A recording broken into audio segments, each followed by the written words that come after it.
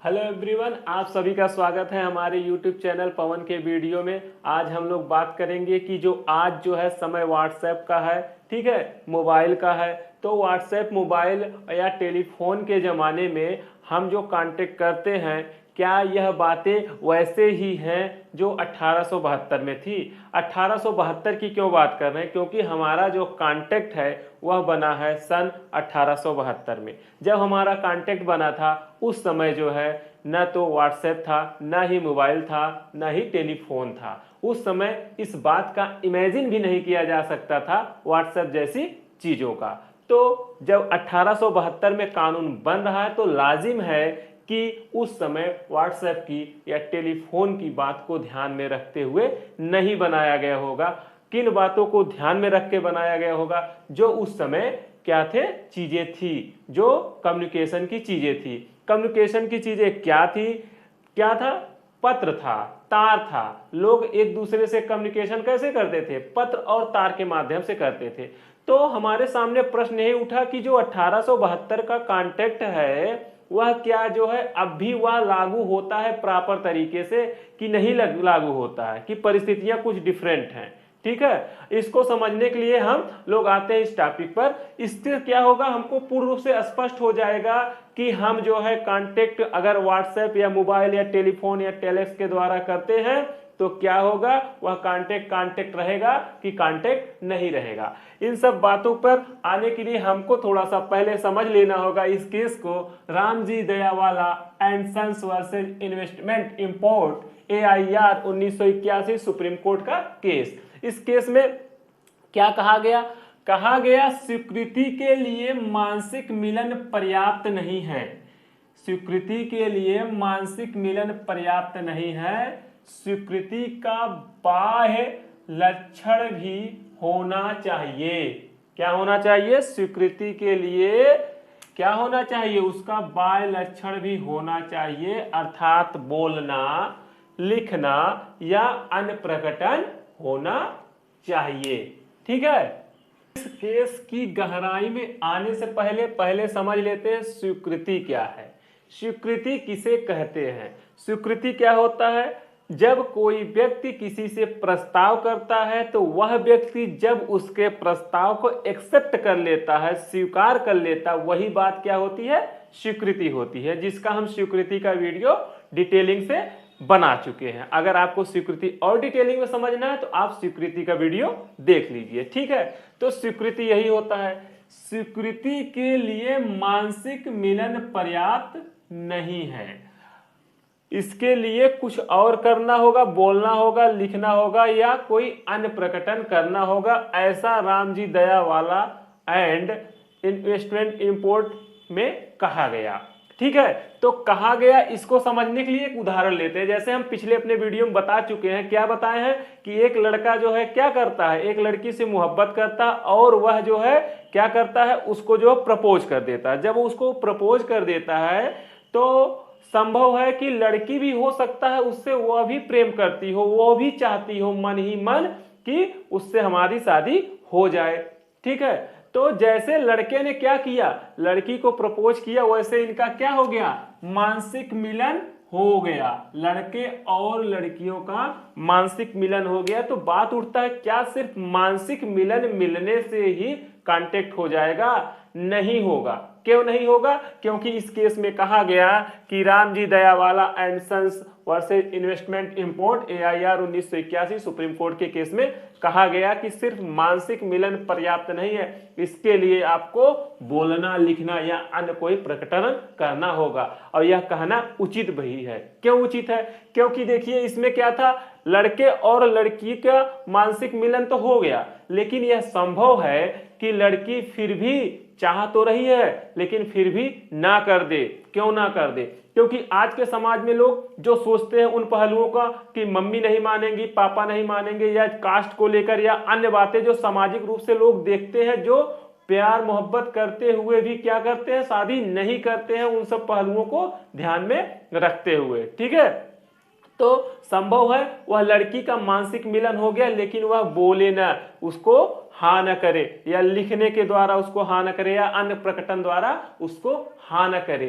यानी सिर्फ मानसिक मिलन से कॉन्ट्रैक्ट पूर्ण नहीं होता, स्वीकृति पूर्ण नहीं होती, उसके लिए आपको कुछ ना कुछ करना होगा, आपको कुछ बाह्य लक्षण भी दिखाई देना होगा। आपका बाह्य लक्षण यानी कुछ भौतिक एक्टिविटीज करना होगा आपको, बोलिए लिखिए या कोई अन्य प्रकटन मतलब इशारा से कह दीजिए, हाँ कह दीजिए, मूड़ी हिला दीजिए, कुछ भी ऐसा कर दीजिए उसके प्रस्ताव को जो भौतिक रूप से देखने से लग जाए कि आपके प्रस्ताव को अगला व्यक्ति क्या कर रहा है, हाँ कर रहा है। तो इसके द्वारा क्या हो जाएगा, भौतिक प्रकटन द्वारा आपका प्रस्ताव क्या होगा, स्वीकृति में बदलेगा। अगर भौतिक प्रकटन नहीं हो रहा, मानसिक मिलन कितना भी जोड़ तोड़ से हो रहा है, फिर भी उससे मतलब बहुत नहीं है, जब तक कुछ भौतिक प्रकटन नहीं होता। भौतिक प्रकटन मतलब बोलना लिखना या कोई अन्य प्रकटन करना। ठीक है, अब आते हैं हम लोग अपने मेन टॉपिक पर। क्या हम टेलीफोन, टेलेक्स या व्हाट्सएप के द्वारा कांटेक्ट कर सकते हैं, क्या उस पर 1872 लागू होगा?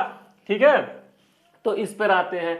इस पर आने से पहले थोड़ा सा समझ लीजिए, जो स्वीकृति है, स्वीकृति को ही क्या कहते हैं, प्रतिग्रहण कहते हैं। आप स्वीकृति कहिए या प्रतिग्रहण कहिए, बातें क्या हुई, एक ही हुई। तो एक केस था भगवान दास बनाम Girdhari Lal and company AIR 1966 Supreme Court के बाद में। इसमें क्या कहा गया, इसमें कहा गया कि भैया टेलीफोन और टेलेक्स के स्थिति में, अगर टेलीफोन हो या टेलेक्स की स्थिति में डाक या तार द्वारा प्रतिग्रहण की सूचना देने का नियम लागू नहीं होता है। तो आप टेलीफोन तो समझ रहे हैं, इसमें दिक्कत नहीं है।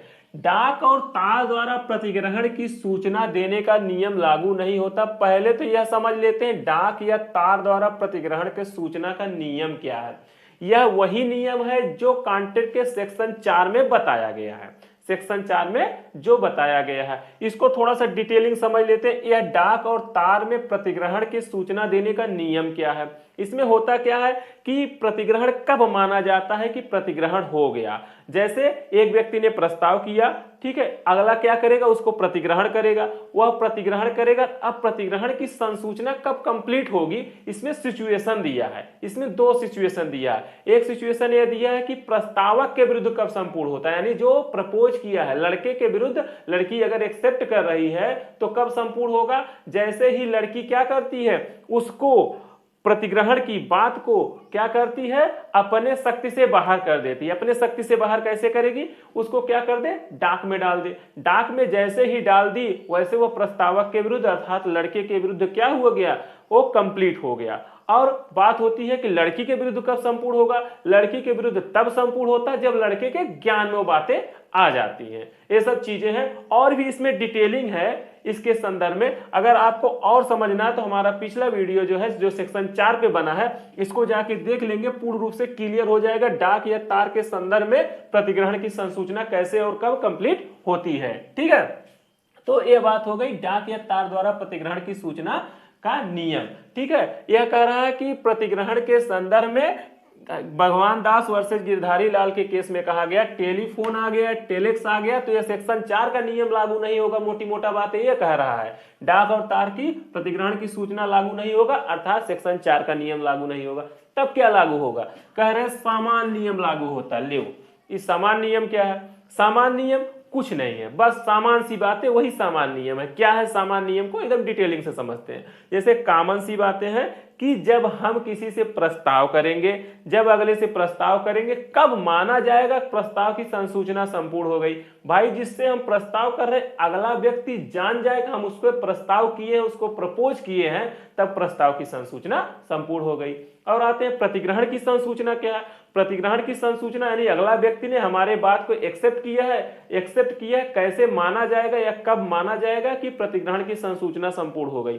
तब माना जाएगा जब वह व्यक्ति प्रतिग्रहण किया है और वह व्यक्ति प्रतिग्रहण किया, प्रस्तावक को भी यह बात पता चल जाए, उसके ज्ञान में आ जाए। यानी आप अगर प्रस्ताव को स्वीकार कर रहे हो तो हमको भी तो पता चलना चाहिए कि हाँ हमारे प्रस्ताव को स्वीकार किए हो। जैसे आप स्वीकार किए हो, हमको पता चल गया, तो प्रतिग्रहण की संसूचना पूर्ण हो गई। इसमें कुछ सोचने वाली बात नहीं है, तो कॉमन सी बातें हैं, आप भी इसको जान ही रहे हैं। ठीक है, तो यही है सामान्य नियम लागू होता है। तो वही बात ये कहे कि भैया प्रतिग्रहण के टेलीफोन और टेलेक्स के संबंध में क्या होता है, यहाँ पर समान नियम लागू होता है, न कि यह डाक और तार वाला नियम लागू होता है। ठीक है, तो इसको हम जोड़ सकते हैं कि यह टेलीफोन टेलेक्स या फिर क्या है मोबाइल व्हाट्सएप जो भी है, इसके द्वारा जब आप करोगे वहां पर सामान्य नियम लागू होगा। सामान्य नियम क्या, आप जो है प्रतिग्रहण अगर कर रहे हो टेलीफोन या टेलेक्स द्वारा तो वह कब पूर्ण होगा, कैसे पूर्ण होगा, इसके बारे में हम थोड़ा सा इसको जानते हैं, इस केस को जानते हैं। क्या, Bhagwan Das versus Girdhari Lal and company के बाद में इसमें क्या कहा गया, इसमें जो है समय और स्थान बताया गया, समय और स्थान बताया गया। किसमें बताया गया, भगवान दास बनाम Girdhari Lal and company AIR 1966 Supreme Court के बाद में। इसको जानने के पहले थोड़ा सा इसका हम मैटर समझ लेते हैं। इसमें क्या था, एक व्यक्ति ने हैदराबाद से खाम गांव में एक व्यक्ति से क्या किया, खाम गांव का जो व्यक्ति था इससे इसने क्या किया, प्रस्ताव किया। ठीक है, यह क्या किया, इसने इससे प्रस्ताव किया। जब इसने प्रस्ताव किया बाय टेलीफोन, तो यह भी प्रतिग्रहण किया बाय टेलीफोन, जो व्यक्ति हैदराबाद में था। जब हैदराबाद में था इससे क्या किया, प्रतिग्रहण किया। जब इससे प्रतिग्रहण किया कर लिया, तो बाद में कोर्ट में मैटर आया कि इसका विचारण कहाँ होगा, या विचारण नहीं सॉरी, इसका जो है वाद कहाँ चलेगा। जब इन लोगों में विवाद हो गया तो उसमें कोर्ट ने डिसाइड किया कि भैया देखिए यह कॉन्ट्रैक्ट किस स्थान पे पूर्ण हुआ, किस स्थान पे पूर्ण हुआ, यह बताया कि वह उस स्थान पे पूर्ण हुआ जहां पर प्रस्तावक ने प्रतिग्रहण की संसूचना को सुना है। तो प्रस्तावक कौन था, हैदराबाद वाला क्या था, प्रस्तावक था। तो प्रस्तावक ने कहां सुना, हैदराबाद में सुना, यानी यह स्थान क्या हो गया, हैदराबाद हो गया। ठीक है, अब समय क्या हुआ, समय के बारे में कहा उसी समय पूर्ण हुआ जिस समय प्रस्तावक ने प्रतिग्रहण की संसूचना सुनी, यानी हैदराबाद में सुना। तो हैदराबाद जो है स्थान भी हो गया, और हैदराबाद में जहां सुना, जिस टाइम सुना, वह समय हो गया। ठीक है, तो यह बात क्लियर हो गई कि भाई जो है समय और स्थान क्या होगा, समय और स्थान वही होगा जो जहां पर प्रस्तावक प्रतिग्रहण की बात को सुनता है और जिस समय सुनता है। ठीक है, शायद ये बातें पूर्ण रूप से क्लियर हो गई होंगी। इसमें हम लोग 3 बातों को जाने हैं। नंबर 1 क्या क्या है, नंबर 1 यह जाने हैं मानसिक मिलन आवश्यक है स्वीकृति के लिए। नंबर 2 बातें, प्रतिग्रहण या स्वीकृति के लिए टेलीफोन या टेलेक्स में समान नियम नहीं लागू होता है, समान नियम लागू होता है, ये डाक तार वाला नियम नहीं लागू होता है, यानी सेक्शन 4 लागू नहीं होता। ये भगवान दास बनाम गिरधारी लाल में कहा गया। ठीक है, और समय स्थान क्या होगा, समय स्थान वही होगा जहां पर प्रस्तावक ने प्रतिग्रहण की बात सुनी है, और जिस स्थान पर सुनी है, जिस समय सुनी है, वहीं पर वह पूर्ण होगा। बस इतनी सी बात है। ओवरऑल हम लोग क्लियर हो गए कि व्हाट्सएप, टेलीफोन, टेलेक्स के माध्यम में हम क्या करेंगे, सामान्य नियम लागू करेंगे, सेक्शन 4 क्या कॉन्ट्रैक्ट का लागू नहीं करेंगे। आशा करता हूं आप लोग को ये सब बातें पूर्ण रूप से समझ में आ गई होंगी। अगर समझ में आ गई हो, अच्छी लगी हो, तो प्लीज लाइक करिए और शेयर करिए। अगर इस चैनल पर नए हैं प्लीज सब्सक्राइब करिए। धन्यवाद।